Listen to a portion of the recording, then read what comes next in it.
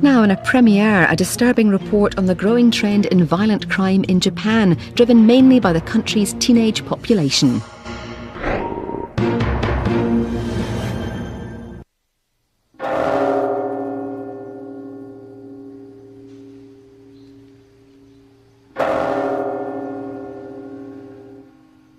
In Japan, one of the most peaceful countries in the world, times are changing.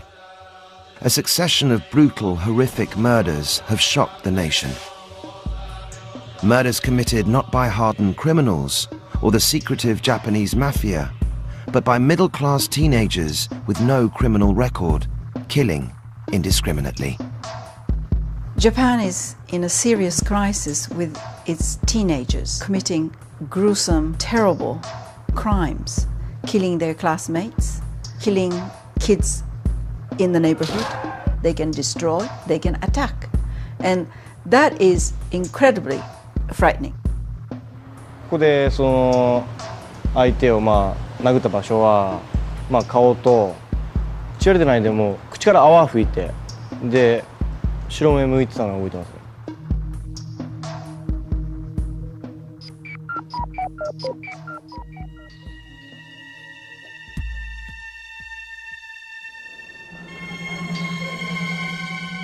In the last decade, over 100 murders have been committed by teenagers. Many have a grotesque horror movie quality to them and are characterized by extreme cruelty. A 14-year-old decapitated a younger boy and placed his head on the school gate. A 17-year-old hijacked a bus and stabbed commuters with a huge carving knife. What has caused this recent spate of murder in a country whose young people are traditionally at the heart of a peaceful, ordered society?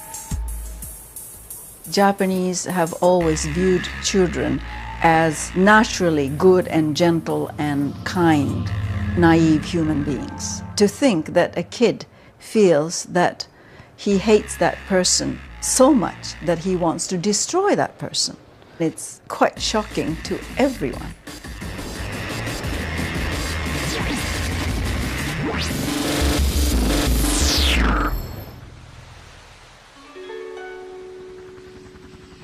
One of the first cases that shattered the serenity of Japanese life happened in 1993 in a quiet northern town called Shinjo.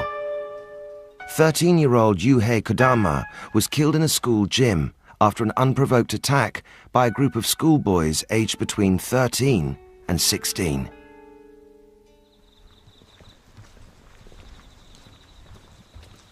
On the day he died, my wife reminded him that he was supposed to come home early for an English lesson. He said, I know, I'm off now. His voice stayed in my head ever since. When Yuhei didn't come home at the usual time, we contacted the school and asked them to look around for him. After the phone call, I ran to school, as it's not far from here. I saw that the door of the gym was open, so I went inside. I found a boy lying in the middle of the floor.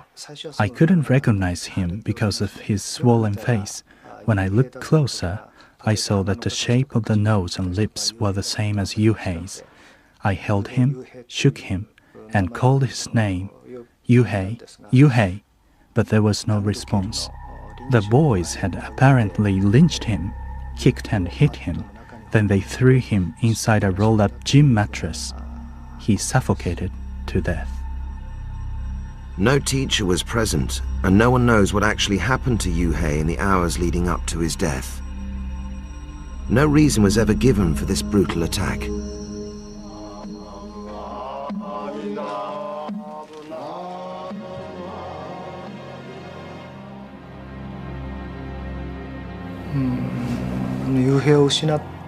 For 2 or 3 years after we lost Yuhei, we felt lost too.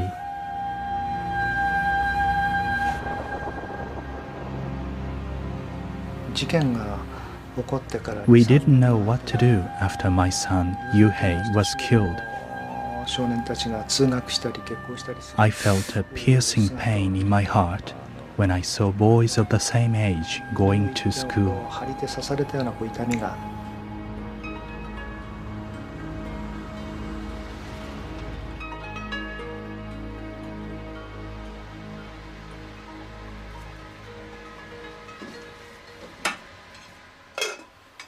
Yuhei died on the 13th of January. Every month on the 13th day, we cook the food my son used to love. We offer it to him to comfort his soul as part of the Buddhist ceremony called Meinichi. I think one of the reasons that Yuhei was killed was that the boys who weren't any good at school felt desperate about their future. The boys were possibly jealous of his educational success. When I think about the offending boys, I think of them as evil. But at the same time, I know that they're human beings, just like me.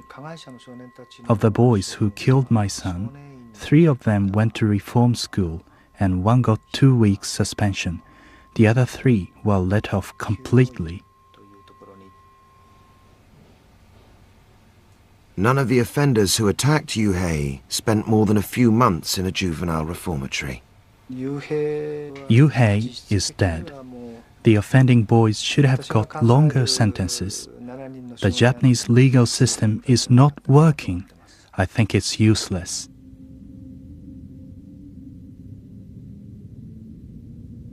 The Japanese Prime Minister acknowledged that Yuhei's death was only the tip of the iceberg.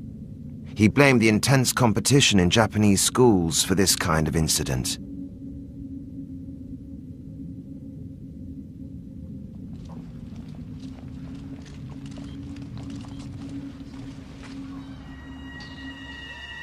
Three years later, in 1997, it was the gruesome murder of a schoolboy from Kobe that brought the problem of Japan's teen killers to international attention. A 14-year-old student abducted 11-year-old Jun Hasei from school and took him into nearby hills. He then tortured, strangled, and decapitated him. The severed head was left on the school gates. The police assumed that they were dealing with a psychotic adult. When the identity of the killer was discovered, there was universal astonishment and disbelief. I was very shocked when I found out the offender was the same age as my own child. The 14-year-old killer placed a note in the mouth of his victim's severed head, which read, "I desperately want to see people die. Nothing makes me more excited than killing. Now the game begins." In another note he wrote, "I want to take revenge on the compulsory education system that has made me transparent and invisible." These were sentiments shared by many Japanese schoolchildren.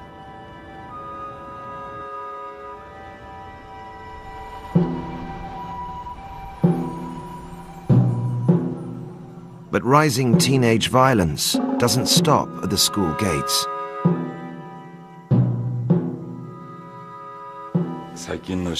I'm really worried about the escalation of violent juvenile crime. There's a significant increase in impulsive, horrific crimes which makes me very worried about the future. People feel endangered when they walk around the city. Regular workers and housewives are being attacked by teenagers. More and more people are being victimized in the city and in the suburbs.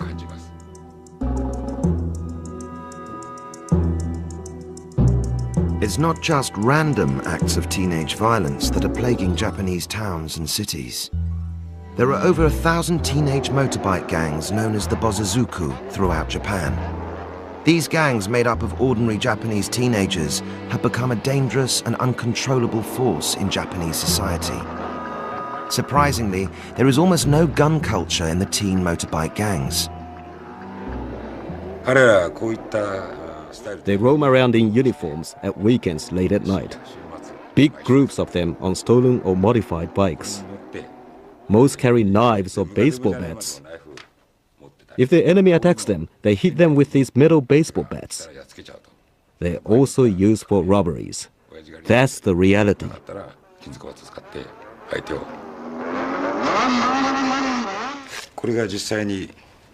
This is a knife used in a murder case involving a motorbike gang. This is a butterfly knife. It's the same one that was used by a student who stabbed a teacher in Tochigi. You can open it quickly with one hand.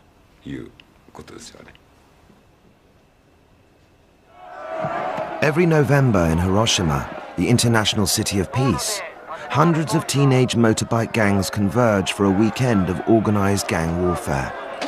The riots are choreographed for the benefit of the Japanese mafia, the Yakuza, who handpick the toughest teenagers for future membership.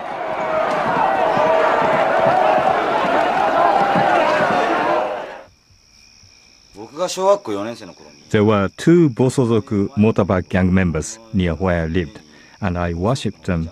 They looked really cool. I wanted to become a Yakuza, so I decided to join the motorbike gang. Orca and his friend have both served time for killing rival gang members in organized fights. This is from a newspaper reporting a fight we had. It was in all the papers and on the television news. Our friend was killed and the enemy lost someone too. I'll tell you about this one incident. It was around July when we decided to confront a rival gang in our territory. We attacked 2 of them. One injured his head but managed to escape. We kept the other one hostage and beat him unconscious. It went too far to have people die, but I wouldn't forgive the enemy.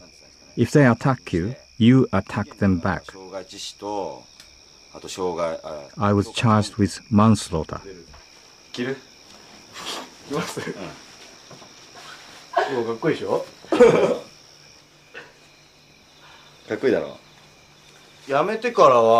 After you stop being a gang member, you never put the outfit on again, so I feel quite nostalgic.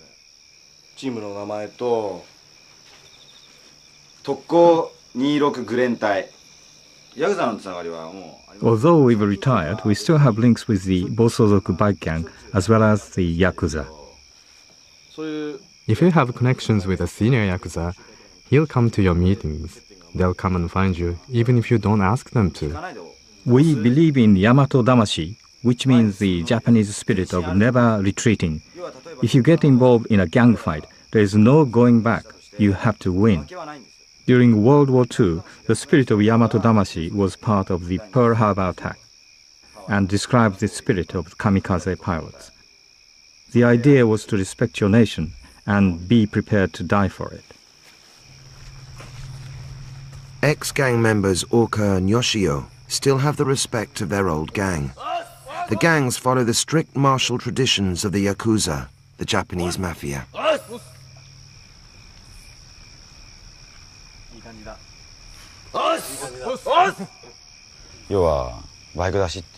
This is a Bosozoku bike gang, which runs wild looking for fights. The gang only exists for fighting.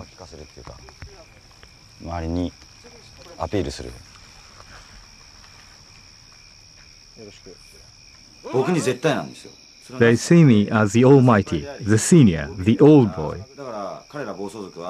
Whatever I ask the others to do, they have to obey. They'll just answer yes sir to whatever I tell them to do.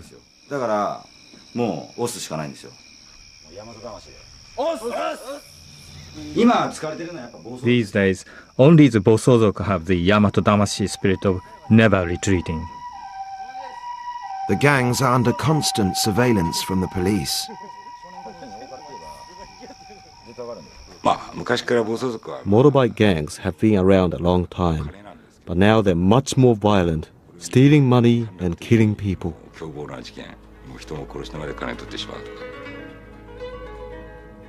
There's still a problem, but at least we can observe the gangs.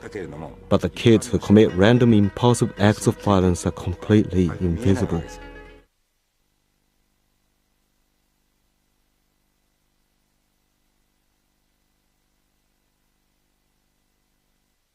Each year in Japan, blatant, reckless acts of teenage violence are increasing. The Japanese people are at a loss to understand why this is happening in their country, where overall crime is still much lower than Europe or the US. In May 2000, a 17-year-old boy hijacked a bus full of commuters. For 15 hours, Japanese television broadcast live the police pursuit of the bus. In the bus, he had a huge knife. He took the knife out and told people, "I'm hijacking the bus." The hostages didn't take it seriously at first. His mother was watching the news covering the bus hijacking. She wondered who could do such a thing. As the pictures got clearer, she recognized with horror the face of her son. The bus was eventually blocked by police on the outskirts of Hiroshima. A 3-hour standoff began. After a while, the Hiroshima police brought his parents and a psychiatrist to the scene by helicopter. First, the doctor tried to talk to him through the window, but that made him furious. Next, the father tried, but the police stopped him. The mother cried and screamed that she wanted him to stop, but in the end, it was all hopeless. As the coverage continued, it was reported that the teenager had already stabbed 3 passengers. People got really scared as he smelled the blood on the knife and took pictures of the victims.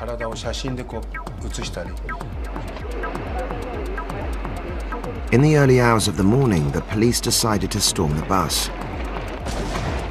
One woman was found dead from multiple stab wounds. The killer had no previous criminal record. It was his time at school that had apparently made him mentally unstable. He wrote privately, "If I cannot succeed in an orthodox way, at least I can succeed in a criminal world." He was an isolated figure who had failed his high school entrance exam. That led him to skip school and become depressed.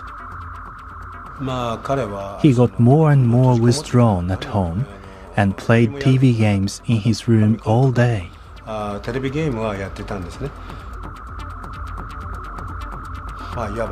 He became a Robinson Crusoe figure in his room. His room became his whole world, where he sat cocooned playing violent video games. He wasn't good at communicating with others and was bullied from an early age. His belongings were often taken away from him.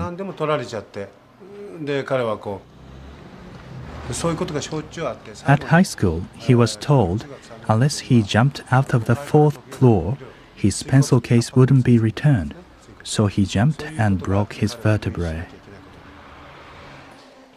But after the bus hijacking, they've all denied there was any bullying. This is the biggest problem. Why was the school silent? If there was no bullying, then fine. But the school ordered the students not to talk about it.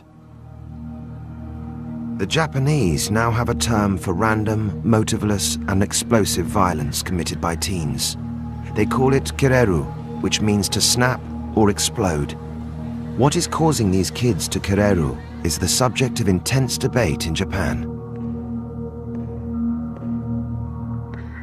When we're talking about kireru, what they mean by that is that they are unable to express themselves verbally. They simply, jump and start acting violently. Japanese have always made friends with machines. In other words, they know it is a machine, and yet they want to establish a quasi-relationship with the machine. Children think video games serve their needs better than the real human friends because you can manipulate the games more easily than you can manage human relationships.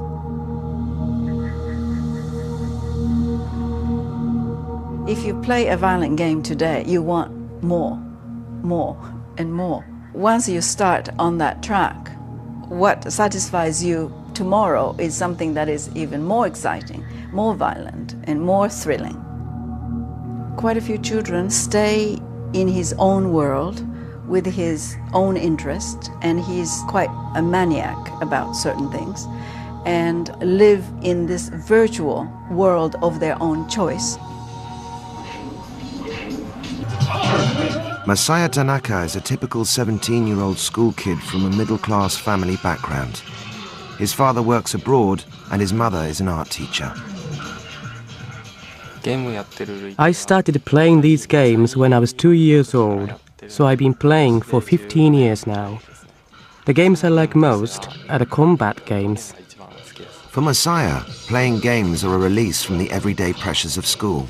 Although he has never been involved in violence, he isn't surprised that other kids do snap. We can understand why teenagers commit these murders, and we feel quite sympathetic. Of course, the teachers dismissed them as unacceptable, but for us under pressure, we understood them.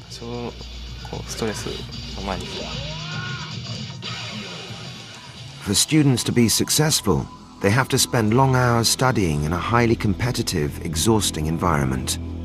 They're known as the 7-11 kids.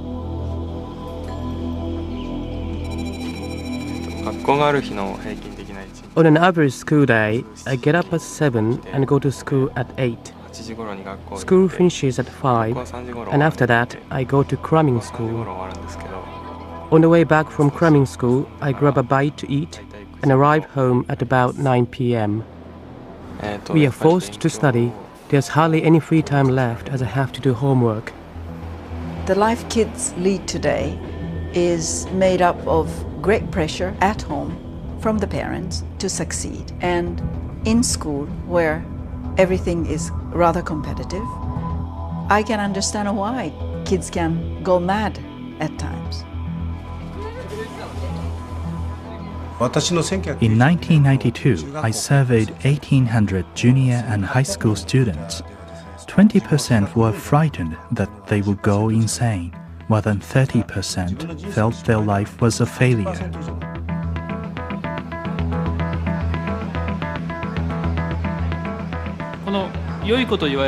The good students build up a lot of suppressed pressures and frustrations. Nobody can predict when these pressures will explode, causing serious violence. These are not problem kids, but good boys and girls who have broken down. What dominates the kids is training to go to better schools. Do it now or you will fail. Enormous pressure on kids of this age. This isn't normal. How can kids nourish their emotions, listen to music, or create precious childhood memories with friends? They don't have time for any of this. I believe this lies at the heart of why Japanese kids are becoming strange.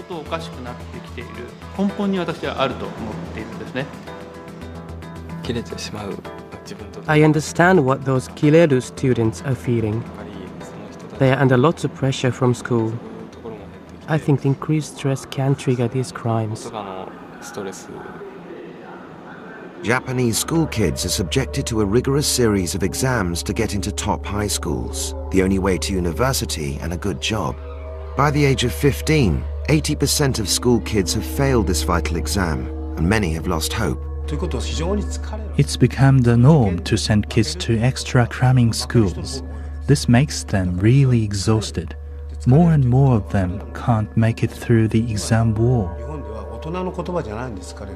This has put teachers in the front line. Several have been violently attacked by their pupils. Last year, at another school, a teacher was shot in the face at point-blank range with an air rifle after he scolded a boy for being late. Other teachers have been stabbed by knife-wielding students. On school open days, we have to ask parents to help with the security of the kids. Teachers are not enough. You can't predict where trouble will break out next. It's crisis management. 4 years ago, at this high school outside Osaka, an incident happened which changed everything. A 16-year-old boy named Takakazu Take was brutally attacked by a boy from another school. We couldn't protect this student, and this has caused us a lot of pain. Words cannot express our shock.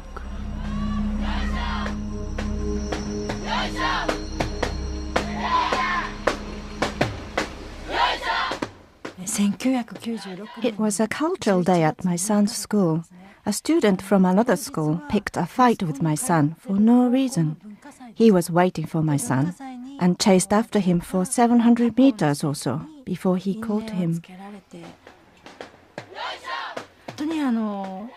I heard that my son had apologized, but this didn't stop him from being kicked and punched by the boy.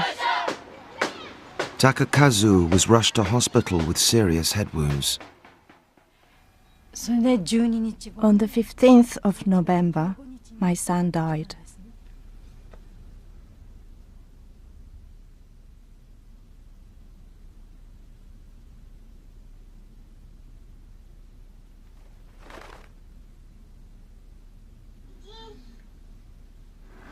This is my son.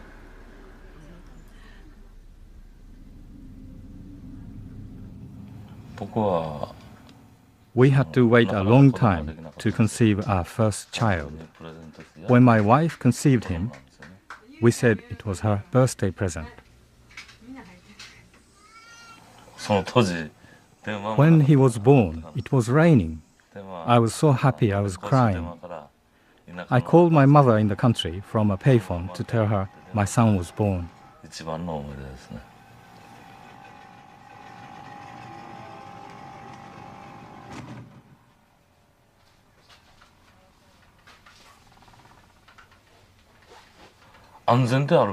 School is supposed to be the safest place in the area.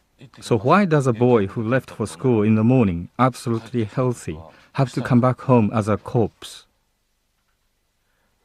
The incident was such a sudden event, and because it involved a juvenile, we weren't informed or anything. The court case was held in private, and we weren't allowed to know what had happened to our son. We weren't told at all about the verdict. A teacher at the school told us first. The boy was sent to a reform school, and he was released within a year. The law concentrates on the protection of the offenders while ignoring the victims. It seems there is no real punishment when a 16-year-old kills another person.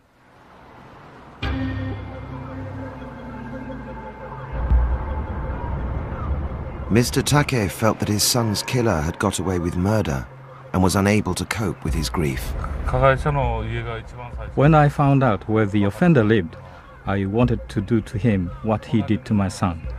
I wanted revenge. That was my immediate reaction.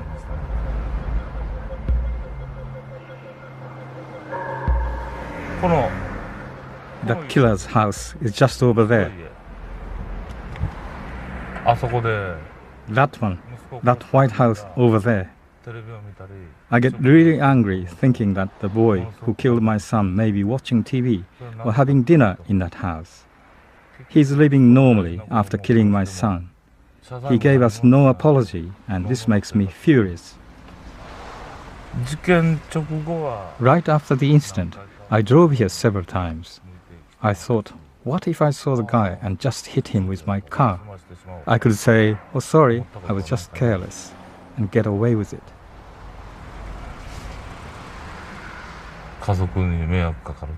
But if I cause trouble now, my family would suffer. This makes me control my rage.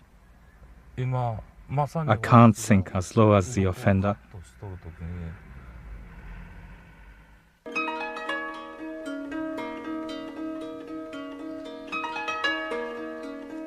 Mr. and Mrs. Take began to blame each other for their son's death.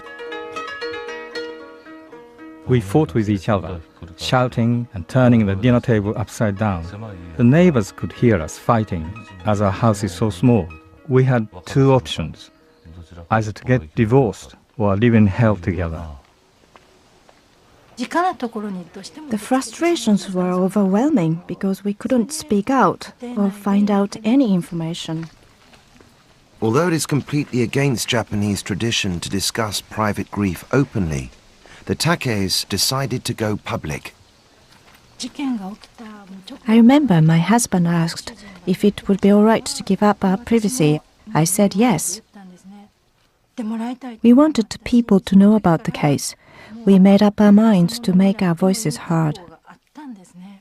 The Takeis have set up the first ever victim support group in Japan.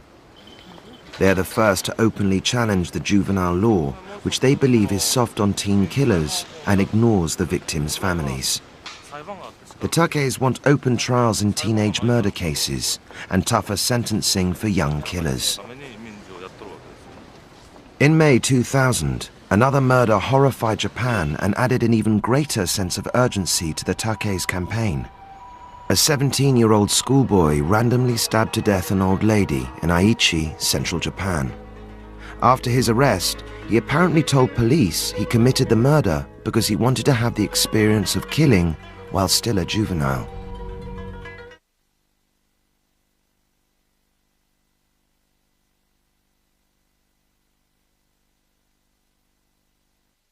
In the first 6 months of the year 2000, 26 murders were committed by Japanese teenagers. Although the overall murder rate is lower in Japan than in the West, the number of teenagers who commit murder is fast catching up.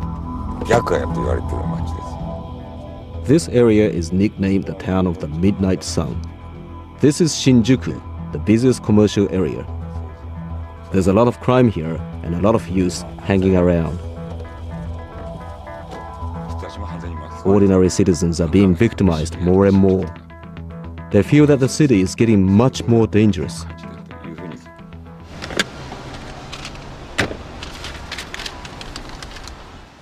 These are some guys caught on surveillance camera attacking somebody. That's the boss. Number 2, this is the guy who did the stabbing.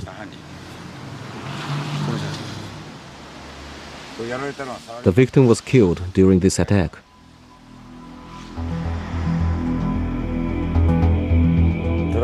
In Tokyo alone, there are about 60 youth gangs. In total, that's about 800 to 1,000 members.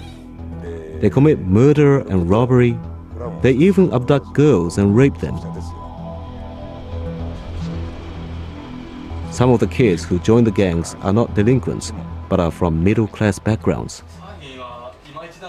These teenagers are united by more than friendship. They're all ex-gang members, and 3 of them have done time in Japanese reformatories for serious crime. Yoshio Suzuki served 14 months for killing another gang member when he was 17. He agreed to be interviewed if we concealed his identity. He comes from a middle-class background and lives with his family in an expensive suburb of Tokyo. Whatever I asked for, my parents agreed. They brought me up in a really carefree environment. When I started high school, I soon dropped out. I got bored playing around and wanted something else. My friend asked me to join the gang. It looked like fun and I wanted excitement.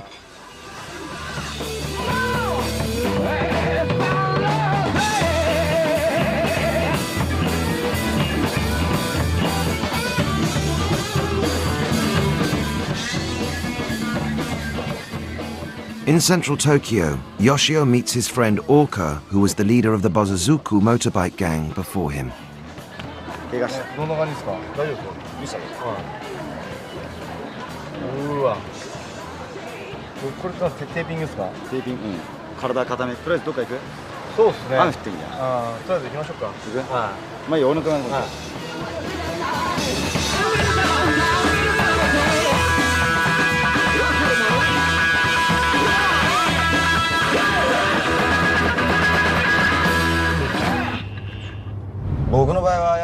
For me, I liked the fighting most. I enjoyed intimidating the other gangs and making our gang stand out.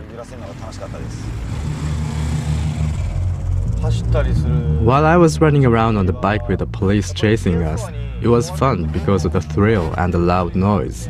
It made us feel really special. I didn't worry about getting arrested.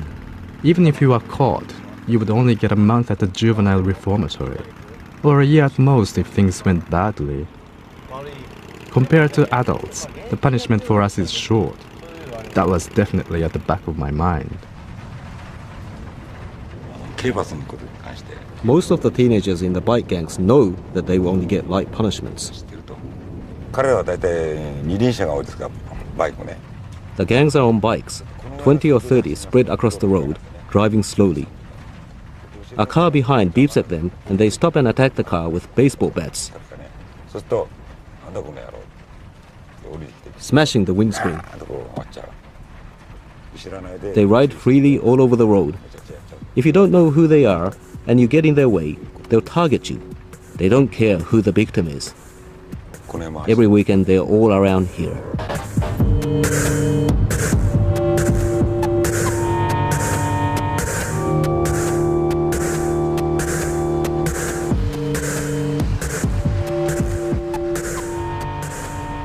Superintendent Kato has spent over 20 years tracking down and convicting the Japanese mafia. He's now focusing on the teen killers. The kids who join gangs tend to be hopeless at school and get scolded at home because their grades are so low. Gang kids have a strong desire to show off and don't know how to communicate verbally. As the Japanese economy struggles, the kids can't find jobs when they graduate. They get frustrated by that, so they release their stress in gangs.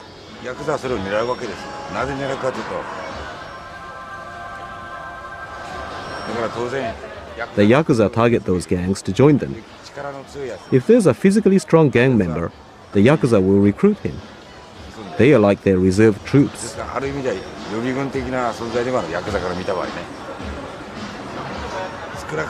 These kids around here, they're okay. They are doing nothing wrong. They are just enjoying themselves. But we can keep an eye on the kids who commit really atrocious crimes.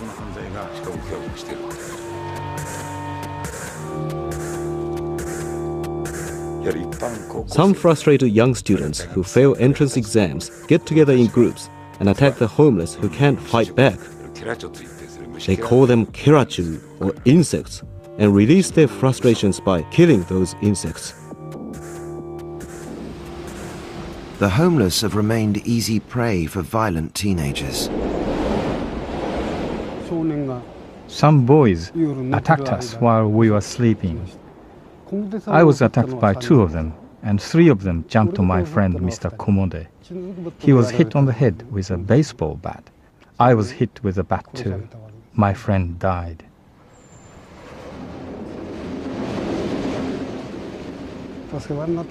He really looked after me. The loss was a big blow, a real shock. There are so many cases in Japan now. The law is too soft. These boys know that they can get away with it.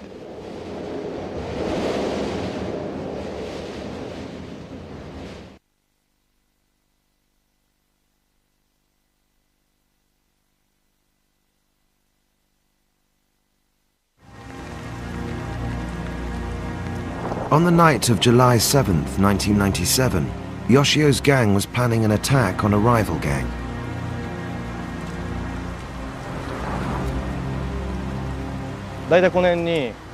There was about 50 of us around here. I haven't been here for a while. This is the spot that somebody actually died. I had a bat, and in case I lost it, I had a knife tucked in around my stomach. But I only used the bat. Everybody had a knife hidden around their body,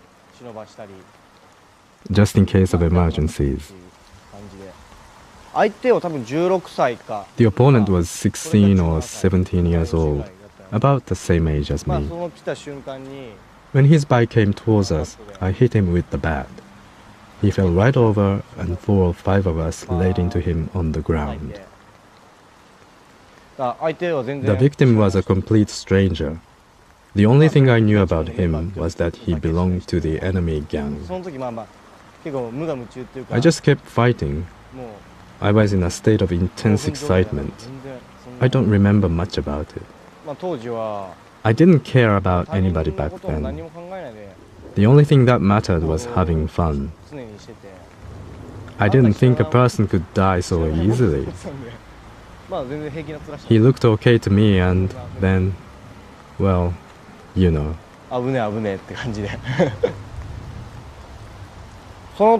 Back then, I didn't feel anything for the dead guy. I was only thinking about me and about how to escape from the police. I didn't care at all about the victim. Yoshio was finally caught and convicted for killing the rival gang member. He was sentenced to 14 months in a juvenile reformatory.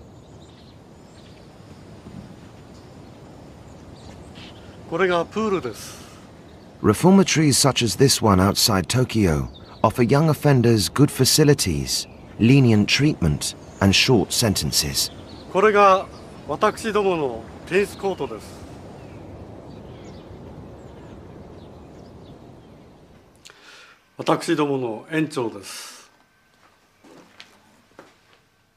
The Japanese way of dealing with young offenders dates from an era when extreme teenage violence was practically non-existent.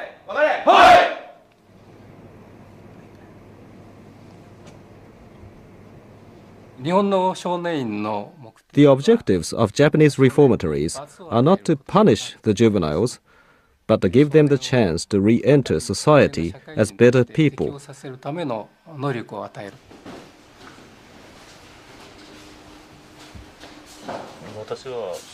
I think the reason why juvenile crime is getting worse is the lack of punishment. Teenagers learn that you will receive a light punishment for killing somebody. The longest you will get is a year in a reformatory. This situation is bound to make juvenile crime worse.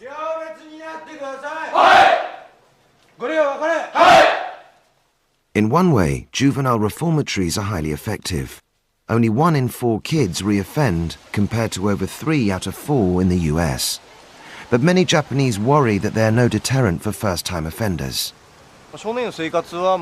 Life in the reformatory was so regular and healthy compared to the life I lived before I went there. You get up and have your breakfast at a certain time, exercise at a certain time. It's really regular. After I came out of the reformatory, I started believing that I could do something with my life. Now I hope to go to university and study law. But the Japanese are still searching for the reasons why so many kids are driven to kill in the first place. Following the death of their son, Mr. and Mrs. Take are fighting to change the juvenile law and get their message across to the Japanese public. Individually, our voice is not loud enough to be heard, but through the mass media, like television and the radio, our message will reach a lot more people.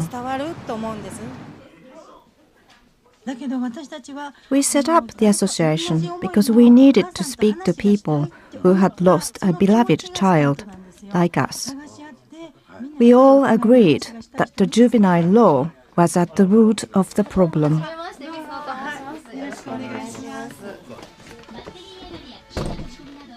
We didn't receive any information about how our child was killed. We weren't even given the name of the offender. As parents of the victims, we need to know exactly what happened to our children, so we can rebuild our lives.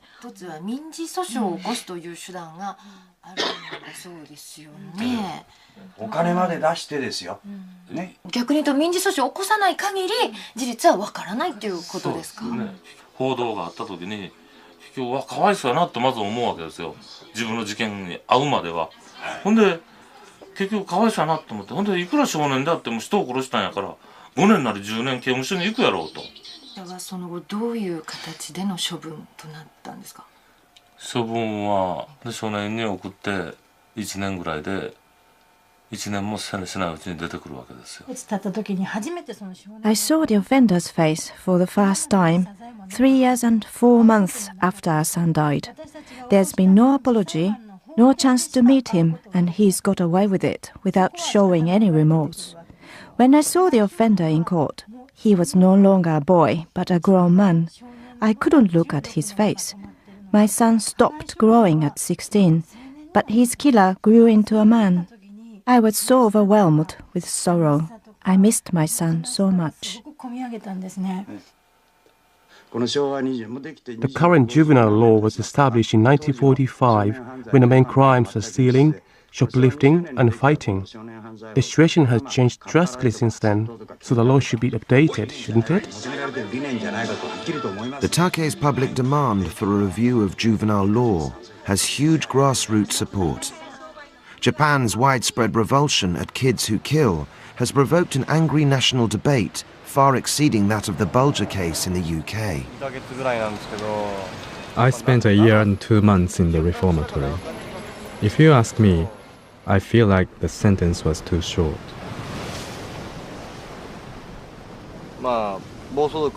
When I belonged to the gang, I did everything without thinking of anybody else. And I don't want to be like that anymore.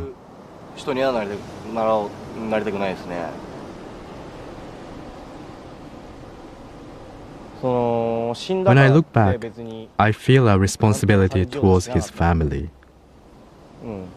If I could turn the clock back, I would have behaved with more courage. I was mentally weak. As for my future, I'm at the stage where things are just starting and I have some hope. But I'm not sure what will happen yet.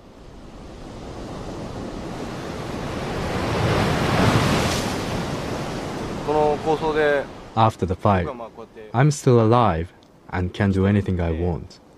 But the victim has no future.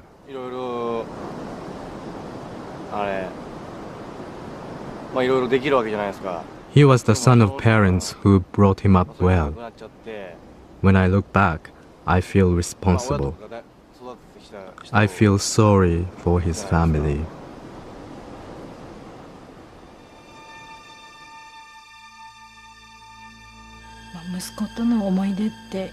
I have so many memories of my son. He often called me Oka-chan or Mummy. I still hear his voice ringing in my ears.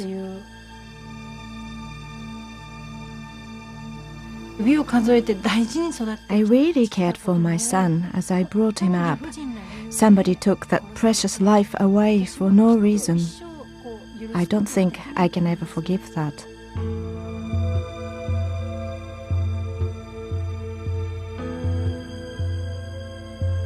The Takes are finally winning their battle.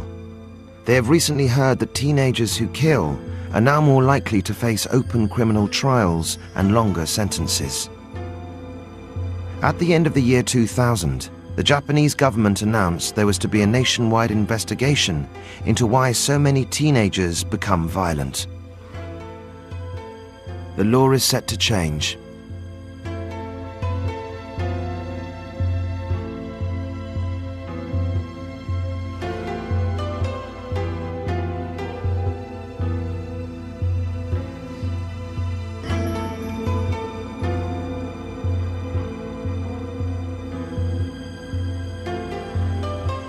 Later, we've a profile of a woman who became the face of evil in the UK, Myra Hindley.